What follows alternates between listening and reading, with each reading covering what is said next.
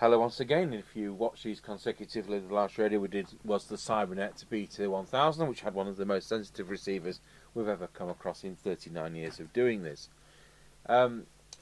Last week, or 10 days ago, we did the PNI 6500, and here is the CRT Millennium. One or two people commented that the CRT Millennium is the same. Our wholesalers didn't do the CRT Millennium, so I've actually had to buy this retail from one of the regular vendors on eBay. However, I ordered the first one, and when it arrived, I opened up the box, and what did I find? They'd sent me a CRT, a PNI 6500. Now, these are twice the price of a PNI 6500, so that went straight back, and from a different supplier, this has actually come and it's correct. So, is it the same? Why is the PNI one half the price? I don't know. That's why we've actually gone to the trouble of buying one in to see if there's a difference. Obviously it comes out of the same factory, realise all that, but there may be a difference, or it may just be the way the pricing works between the PNI and the CRT products. Well, we get instructions this time, which is good.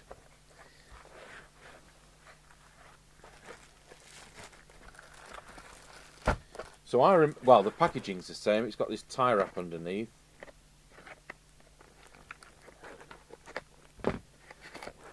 So it may be that the PNI is exceptionally good value, and this is poor value, or there may be a difference. And that's what we're here to find out.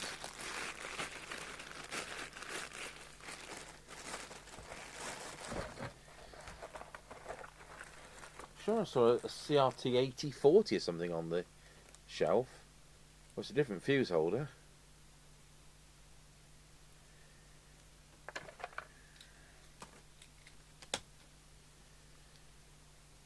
Okay, so you've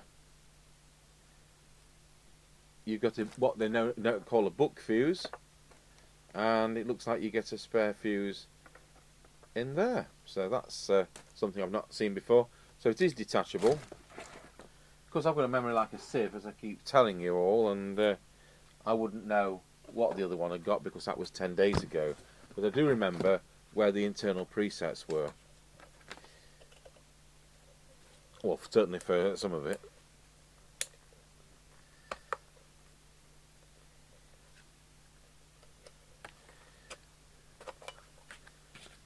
Well, I've managed to get the cradle off. So, with the cigarette lighter plug, when I find it again, plug that in the bench supply, switch the power supply on, 13.7 volts, connect that up to there, and there's the door. What delivery will it be today?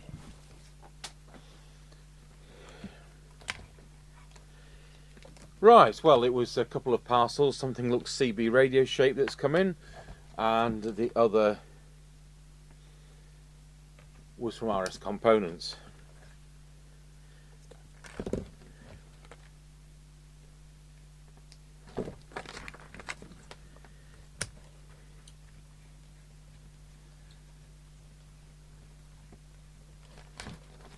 Okay, so there we have our dinky little set, so small that I better zoom in a bit. Okay, so switch it on, and it comes in on EU, which we don't want. So get that instruction book out, which I've lost already.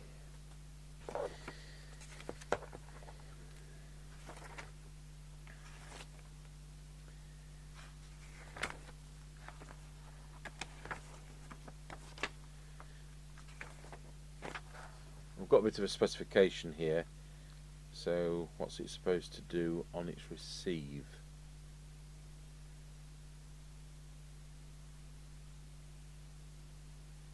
.25 for 12 decibels SINAD. That's about where we were with that CyberNet 1000 from 1981, but I'd be surprised if this does that.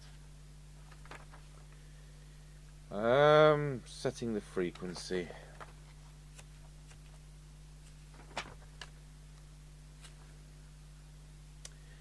Hold the AF button while switching on.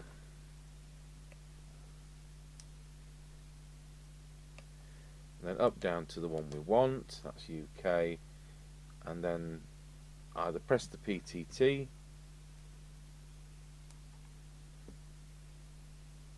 or is it switch off and switch back on. There we go. Right, I'll switch to picture in picture. Hopefully you can see the power meter. So we're on, I'm going to switch to the 3 watt range. So on the 3 watt range it's full scale deflection. Make sure we're on channel 20.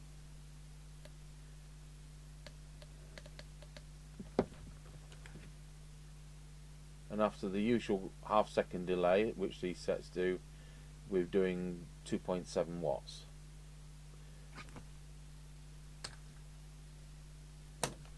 And the deviation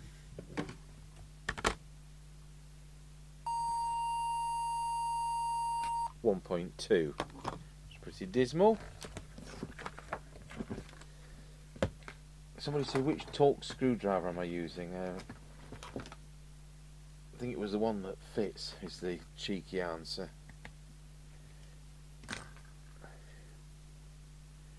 T6 by 50mm.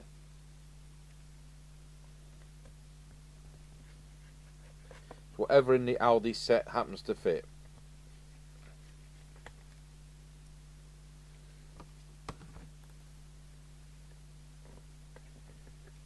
These are a plastics case with an aluminium heatsink and main chassis. Oh, get rid of the stupid warranty sticker. Somehow, there we are.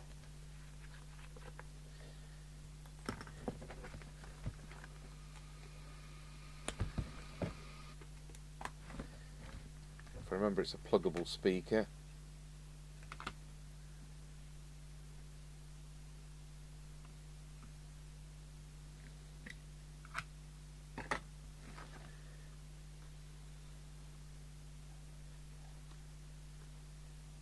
See, I'm going to have to look back at the video now because I'm convinced that there were 2 adjustments down here.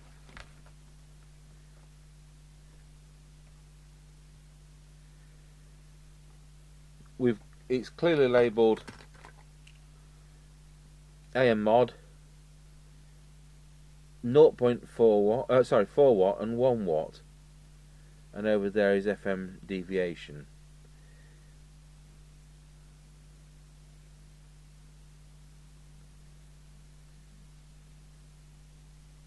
So if I remember, we got really good sensitivity on the PNI version, but we only managed 3.2 watts on transmit.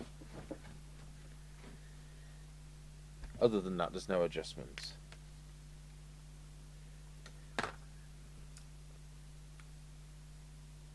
Okay, so we'll go on to the 4 watt, the 30 watt range. So 5 watts is there, 4 watts is there, and it's showing 2.7-ish.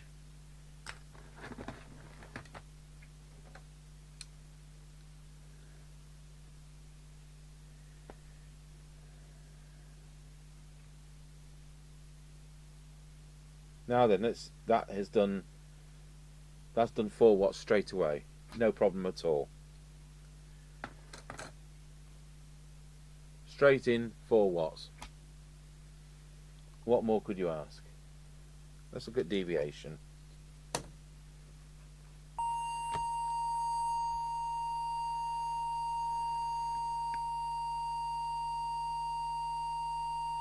See where that is.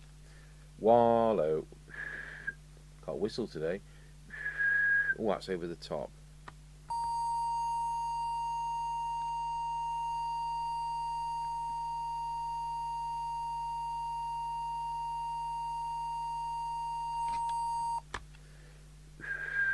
Wallow. Testing 1 2 1 2. I think that's about where we need to be with that. So that's the transmit done. There's no way we can adjust the frequency. I can show you with the camera that we are slightly, oh, wrong camera. that we are slightly off. Should be 27,79125. 27,79147. So it's slightly high. They do drop with age, but there's no adjustment for the reference crystal there, which isn't unusual. And even back in the 1980s with the Uniden sets, the frequency wasn't adjustable, and it wasn't really much of an issue. And I think in 39 years I've only changed a couple of crystals as they have dropped out of spec. So we're well within spec. So I'm pleased it's doing 4 watts, because that makes its usefulness very different to if it's only doing 3.1. I know it's not a huge difference in range, but most people want what they are entitled to. So with that, oh yeah, these meters, it doesn't matter. I'll just turn the power down again just to prove this to you. So we'll just move that back. Doesn't mean a thing, that bar graph, it's just a TX, glorified TX light. So look, we're at 4 watts. So if I turn the power of the radio down, and at the same time show this bar graph on camera, if I can do all this at one. So we've got the 4 bars showing there. So turn the power down. We're now doing half a watt, and the radio is still showing 4 bars, because it makes absolutely no difference. So it's just a glorified TX light, so don't get excited over it. It means nothing. Lots of sets are like that today. I find that disappointing, and I find it cheating.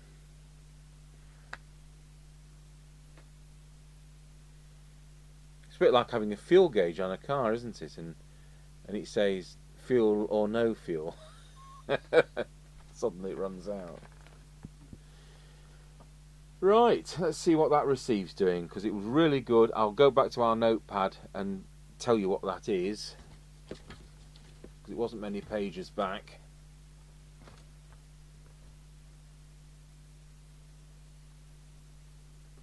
Camera 1. There we go.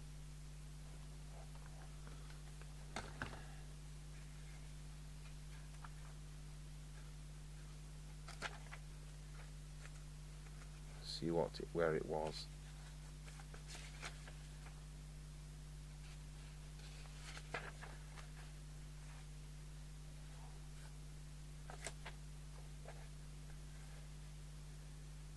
Yeah, it was there. It was 0.225. They said it was 0.25. So we'll write all that down for this one. Put the wrong model number there. It's 6500, isn't it? Right. CRT.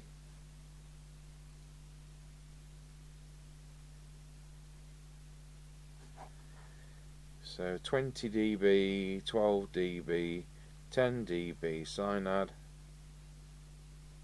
It's like writing your lines out at school. I must not act the fool in class. See how I got that? I jumped out from behind the curtain. There were curtains in the room. I thought it was my best mate who was coming in through the door, and it was the teacher, and I got 500 lines. I must not act the fool in class. And then of course you took them into the staff room in the morning, and they ripped them up in front of you to show what a waste of time it was. So let's get that signal generator going. And considering I'm 58, school was quite a long time ago.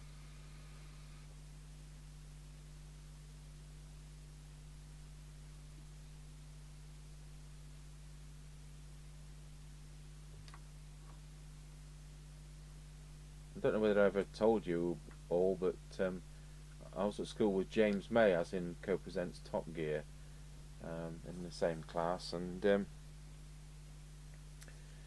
as you know, I work as a church organist as my main thing, and he was learning the piano from the same teacher to get the trouble with the organ. It starts at piano grade 5 standard, so you have to be competent enough with your hands to start playing with your feet as well. And he was learning the piano to get onto his chosen instrument, which was the harpsichord. and he'd sometimes come to our house to practice. He was better than me, and so that's what we did. And having to my birthday party, and you know, he was into flowery shirts and and his curly hair. So I lent him a magazine in I lent him Everyday Electronics for a wah-wah pedal. I never got the magazine back, so if James is watching, if you'd like to look through your pile of magazines and send me an email, I wouldn't mind having that back. So here we are, 27.7, I digress, 79125.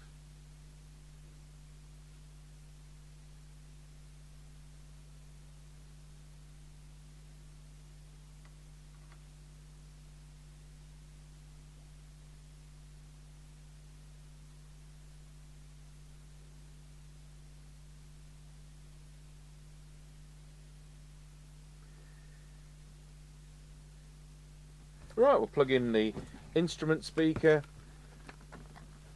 and see what we can see.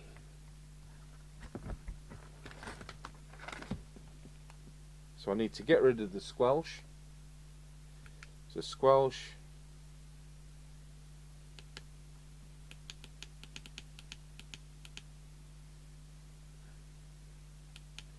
Oh, that's auto, it was on 6.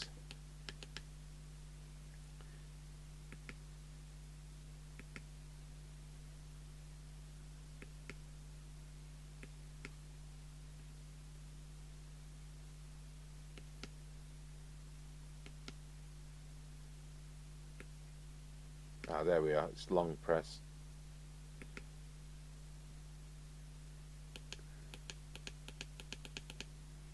That's it.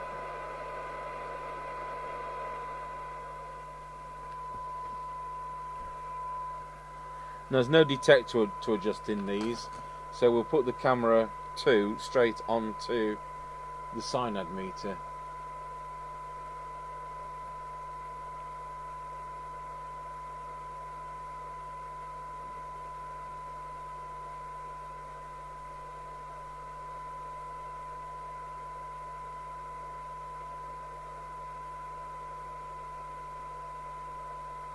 So what we want is to turn that down till we get about 4 decibels. Oh, there's nothing to adjust, so we can't.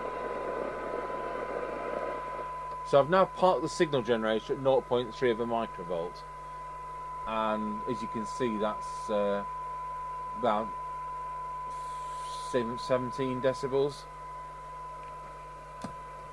So our first test needs to be the 20 decibel test. You know, any radio that's got noisy transistors in it,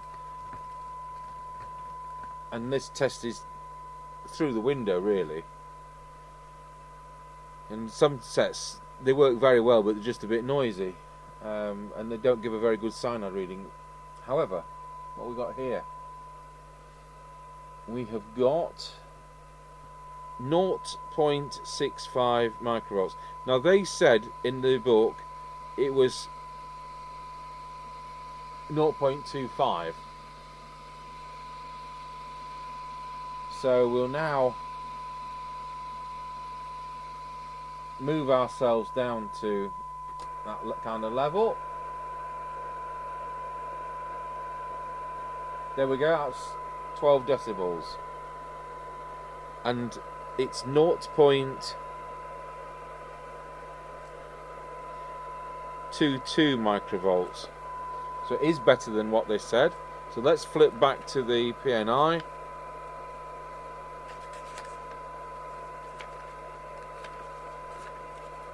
It's there somewhere. 0.225. Yeah, so I could even say 0.217, but I'm not going to be that fussy. So it's actually even better than the PNI by a fraction. So let's have a look now for 10 decibels, which is the other standard used. 0.175. Okay, excellent. So we've got even better receive by a fraction, and we've definitely got our 4 watts of transmit. So, brilliant. Now this squelch. So I'll park the signal generator. I'll get rid of the racket first.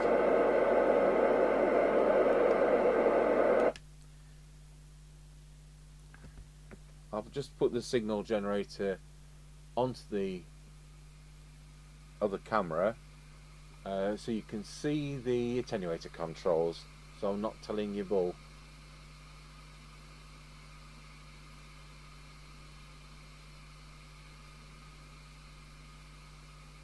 So there we are on the attenuator controls. Let's move down there.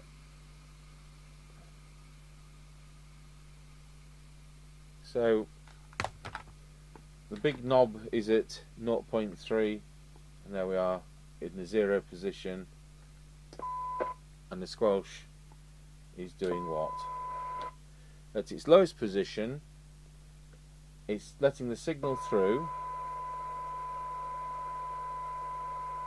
at 0.4 of a microvolt, and it's dropping it off at 0.22 of a microvolt.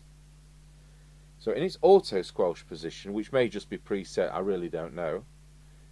So we'll just change that to auto. We'll adjust that down likewise to auto position 1.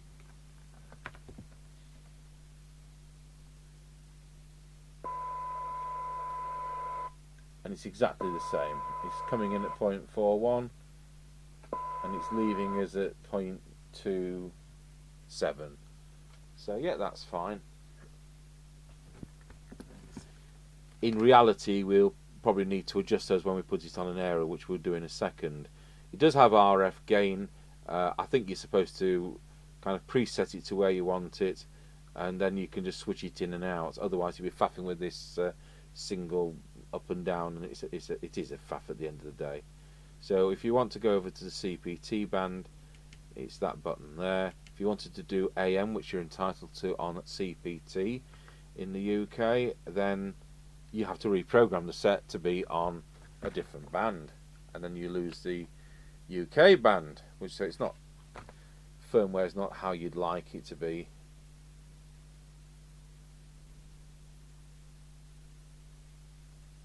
So it says here, UK, CPT, 4 watts, FM, and England, 4 watts, FM. And then, EU is AM, FM, so you put it into AM, FM using the EU button, but you lose the 2781, as we would call it. Yeah, right. So we'll put it on the air. I'll screw it back together.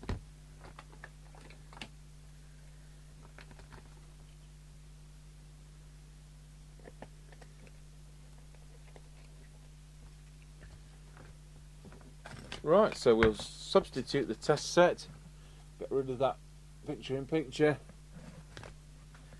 for the aerial. And I'll go to the internal speaker.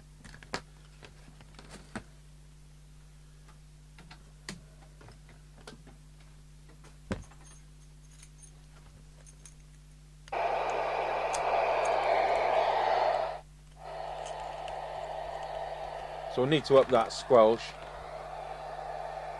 but not before we flick round the channels.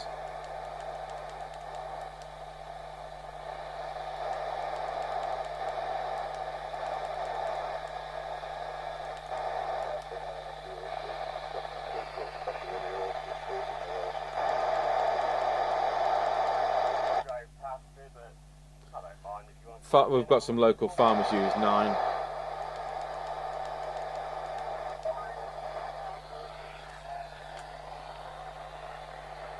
$19.19 a Roger.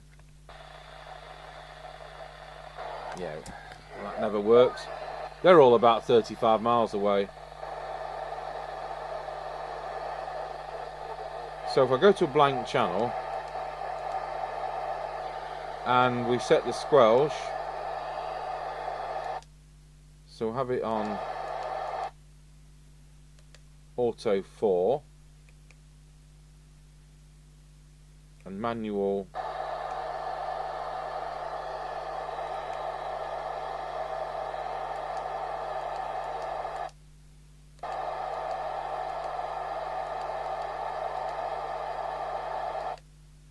6. The S meter, I forgot to do the let you know what the calibration of the S meter was. We'll probably cover that on the air test slightly. The S meter does do something, but the calibration isn't adjustable, and so you get what you're given. So there you have it, the CRT Millennium 3573. So they've knocked a few of them out, and that does actually work better than the PNI. So whether or not there's a reason behind that, or whether it's just the luck of the samples. So we've got a full 4 watts and we've got incredible receive sensitivity. So there we are. So we'll do an on the air test later on, and I've no doubt it'll work very well through Scratchy Corner. Thank you for watching.